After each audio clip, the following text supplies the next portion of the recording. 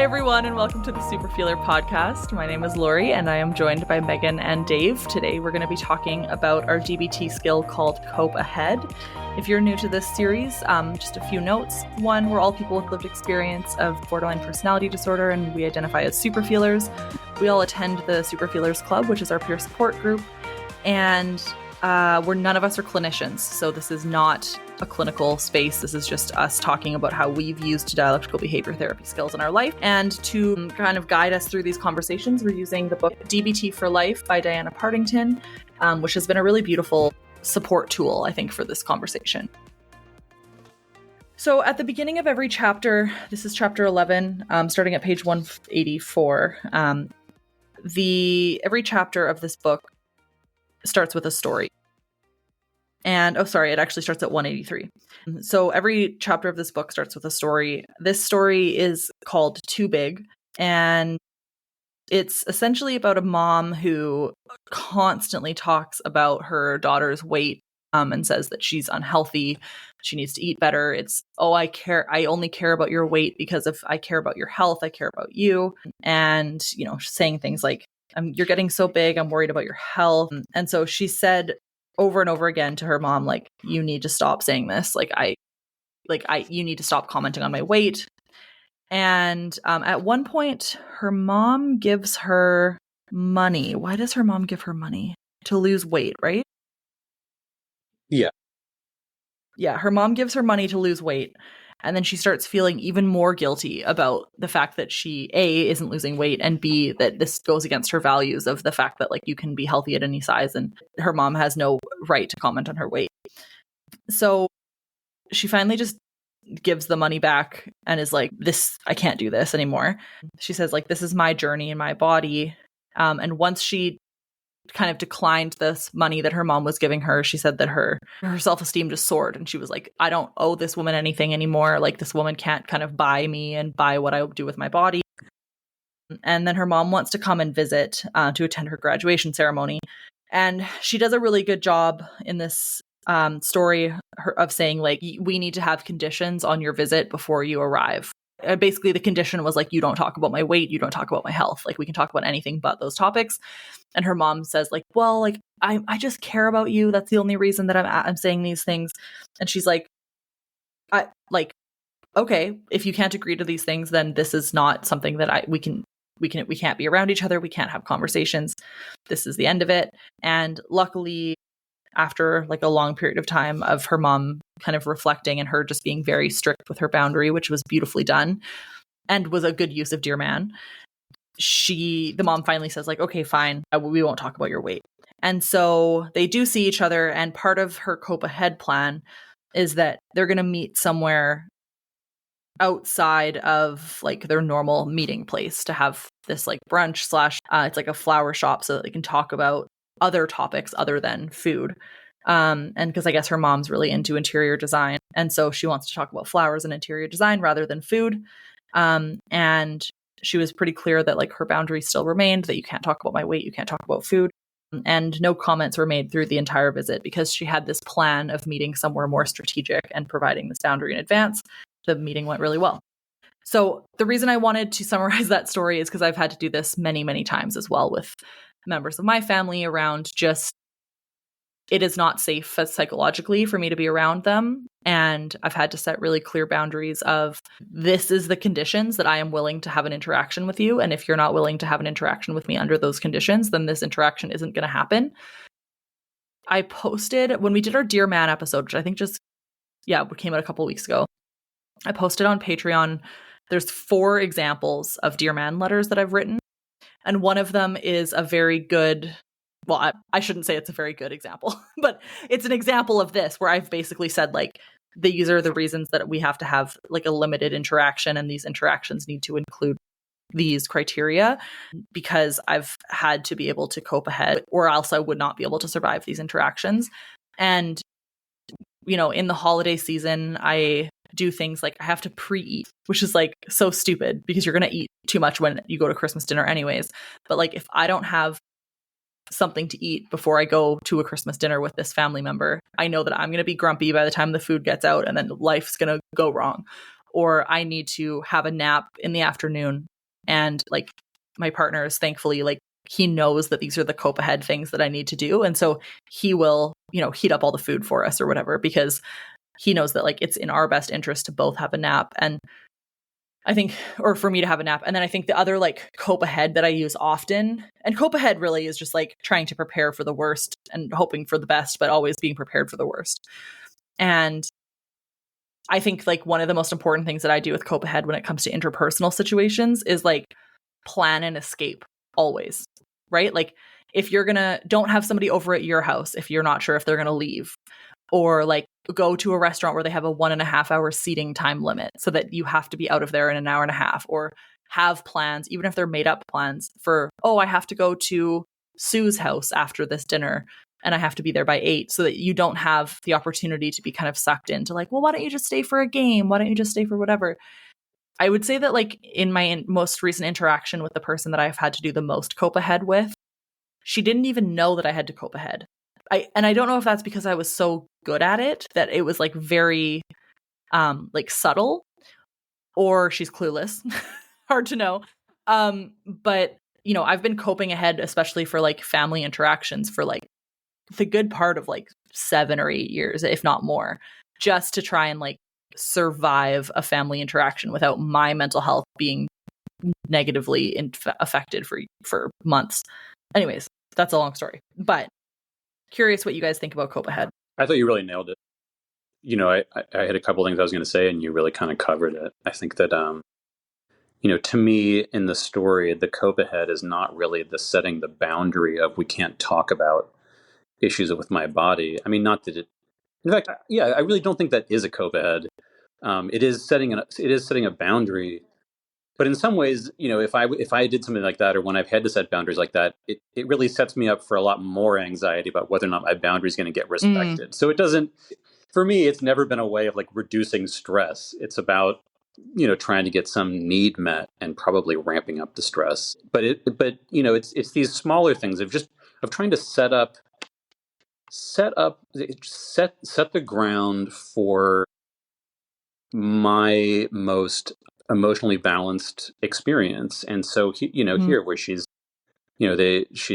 picked 2 restaurants where, based on her parents' likes and the situations in them, she feels pretty comfortable. These are restaurants where things are going to be so busy and so chaotic that there won't even be time for them to lapse into it. And I think, what you said about family as well, it's, for me, it's come up where, I think doing some fact checking and coming to some acceptance that like I don't have to do things just because my family has always expected it to be done that way. So, a lot of times when I would have family get-togethers, number one, it was always a push to come and stay with my family for as long as possible. And then also, when I was staying with them, and always to stay with them, not like in a hotel or something, but then also to sort of like stay up late, have dinner, and then, move to somewhere more comfortable and stay up late and drink and talk. When I started doing these skills, all of a sudden it was like, wait, like when I checked the facts, like number one, after the 3rd day, things always go off the rails. And number 2, like after dinner, things always go off the rails because I feel nervous, and then I drink, and then I get angry, and then I feel terrible the next day, and it just ramps everything up. That made it easy then, it made it feel much more comfortable. I didn't even really have to like, write anything down or fight against it. It was just like, yeah, like when I buy plane tickets, it's only going to be for 3 days. And when dinner's over, I am just going to excuse myself and go to bed and not think twice about it. And that is, it's not just that it's made me feel better, but doing that has really paid dividends. And that, again, not that I'm not suggesting for anybody else it's going to have this effect or solve their issues with their family. But for me, it really has like way reduced, like ratcheted down the intensity and the sort of like the stress and the conflict within the relationship to where things are much more relaxed. I think at least in significant part because of those decisions to like not push it, to recognize where the friction is and figure out really specific ways to just like pull the rug out from under that, And you said like, oh, it's not going to necessarily solve your family dynamic issues. I don't think it's supposed to solve your family dynamic issues, right? Like it's supposed to keep you well when dealing with family dynamic issues. And your example of like planning your flights on purpose. And if they ask, you can say like, oh yeah, it was like $100 cheaper the day before. Like, so Make I just something want up. that. Or Make I something gotta up. go to work. I don't have time off work. Like anything. It doesn't matter what you can tell the truth if you want to, or you can lie. It doesn't really matter because it's about you and what you need. And drinking is a good example too, Dave, which I hadn't really considered, but like, same thing when I go to my family gatherings, I don't drink. And to be fair, I don't really drink anyways anymore. But even when I did drink, I never did, because all I need is like one additional reason to like lash out or say something stupid or be more emotional. And so I just, I'm always the DD, right? Oh, sorry, I can't. I'm driving tonight, or I have to get up early in the morning, or like DD is a perfect excuse for coping ahead. Or like I bring my own kombucha because there was a new flavor at the grocery store and I just really wanted to try it, so I'm good on the wine, or whatever it is, right? Yeah, all examples of cope ahead. Megan, how about yourself?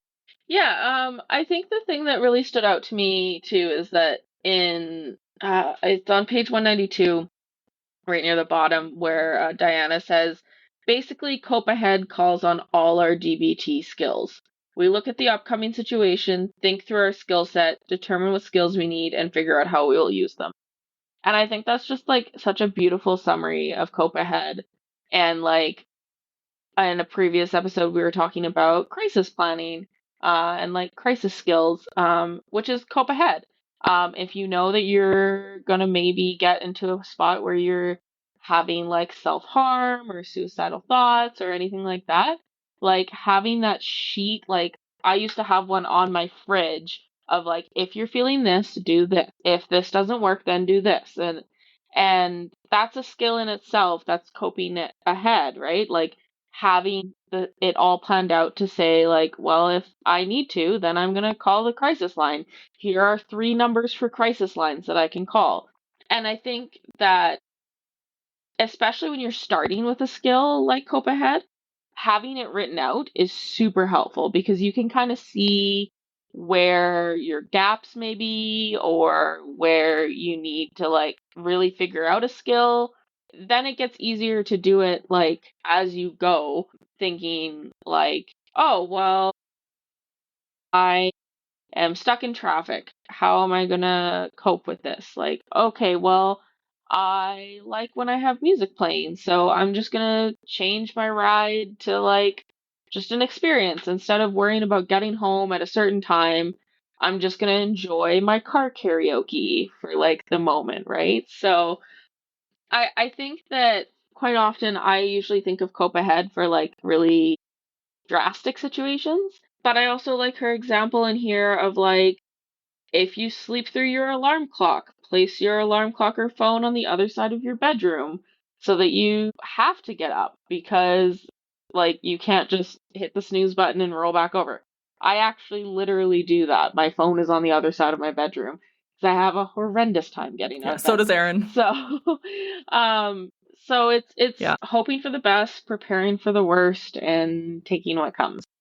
I love that saying that she has in here. So. Me too. It's such a helpful skill, truly. And it's helped, like, I mean, if you think about like in project management, like you're always looking at risks and mitigation to risks, right? Like you literally are doing this stuff like in your job, in your life, in your interpersonal life. Like it's all the same thing, which is maybe why I love doing like risk assessment for projects, because I'm just like, yeah, let's cope ahead.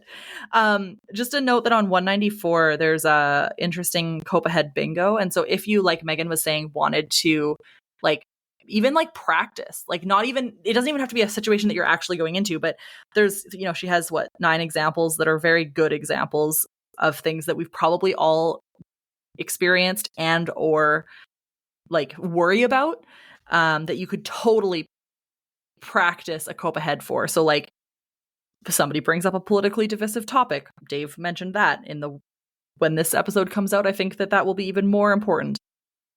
Asks a question and then interrupts as soon as I'm talking, rolls eyes more than twice, brags about being superior in some way, hugs me without permission, comments on my food, comments unfavorably about my life choices.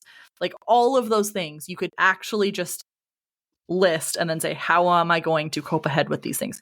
You could probably even ask ChatGPT if you wanted to, and ChatGPT would probably give you some examples of how you could cope ahead with any of these problems. Yeah. So anyways, I think that's it from me on cope ahead. Any last thoughts? We do acknowledge, but do not endorse the fact that it would be really easy to turn this cope ahead bingo into a drinking game at the holiday. It's so true. Oh my God. Yes. Yes. Totally acknowledge, do not endorse. But if you do it, please tell us, because we would find that incredibly entertaining. Yeah. Yeah. I did have one other thought, which I think that, this more, I think, than any other skill really benefits from having someone else to talk it through with. I don't look, obviously, if you have a DBT therapist, they have to allow coaching sessions and, I would say give yourself permission. It was always hard for me to do, but give yourself permission to take advantage of that. But if you don't, I think that just talking with a friend they don't even necessarily have to know about the coping skills, but if they're a supportive and empathetic friend, just running your ideas by them. And then, I think it also creates some accountability, because then, if one of the things I'm going to do is like avoid drinking and go to bed early, then I can think about how great will it feel when I go back to tell my friend, like, in addition to, how crazy this relative acted, that I followed through on my plan and that it led me to feel better. But even if you don't have a friend who you feel comfortable doing that with, certainly something that Super Feelers Club is great for. And I know that that's something that people seem to really respond to when somebody wants to come to the group with a cope ahead situation to talk over or brainstorm. Yeah, we talk about that kind of stuff all the time in the Super Feelers Club, for sure. And like, even, sometimes we'll have time to go over a specific example that somebody brought forward and like type it out as a group and like send it to them and say, this is the plan. We did that at the last session on, it was a Dear Man skill, because the person had never done Dear Man before. So we just kind of went through it together as a group, and I emailed it to them after, and it was great. The other joy of having somebody, like Dave said, is like an accountability partner that you, especially if they're going to be in the physical space that you're trying to cope ahead for, is having like an ally that if you're having a hard time saying like, I got to get up early in the morning, or like, I'm the DD, like having somebody else say, oh, it's actually it's me that has to, she has to drive me home because I already had too many drinks, or whatever it is. Having that additional person there for you to make it look like you're not the one always coming up with excuses for things can be really helpful, even though you're totally like, it's totally valid to make excuses for what you need. But sometimes in the situations where we need to cope ahead, people are less receptive to that unless there's like two of you, fighting for it, or saying like, having a text message that says like, I have 20 minutes left, come up with an excuse. Like, we're getting out of here. Yeah. So anyways, thank you so much for tuning in to this episode of the Super Feeler podcast. Today's episode was recorded on the unceded and traditional territory of the Matsqui and Sumas First Nations. If you enjoyed today's episode, don't forget to subscribe, rate, and leave a review on your favorite podcast platform. Your feedback helps me reach more listeners like you, and we're always looking for improving the podcast. Remember, you can always stay connected with me on social media. You can follow us. The show notes will have all of the details for Instagram profiles. If you want to support the podcast and help me continue to bring great content, please consider joining the Super Feeler community on Patreon. Your support really means the world to me, and there's a variety of different options for support, including some free ones. For all information about the Super Feelers Club, which is the peer support that we run, including upcoming events and resources, head over to Eventbrite or laurieedmondson.com for more information. And if you have a topic that you want me to cover or a guest you'd love to hear from, please send me the suggestions. Always happy to hear them. Until next time, keep on super feeling and living authentically. This is Laurie signing off of the Super Feeler podcast.